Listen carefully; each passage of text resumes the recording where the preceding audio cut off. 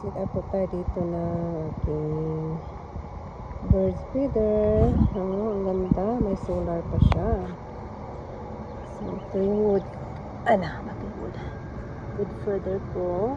Yan ang mga pagkain ng mga ibon. Nag-capture siya ng iba-ibang klaseng ibon.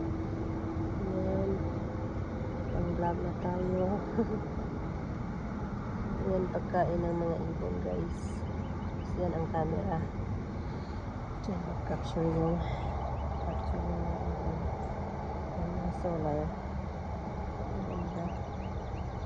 Ito pa yung bird feeder. May solar.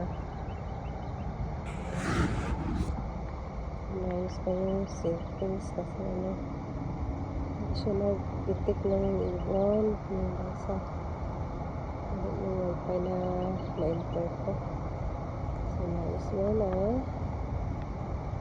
Solid. Nakuha natin yung picture o camera na. Picture na ibon, guys. Okay, we back. Beautiful day. Sunny day. Ito na nilagay sa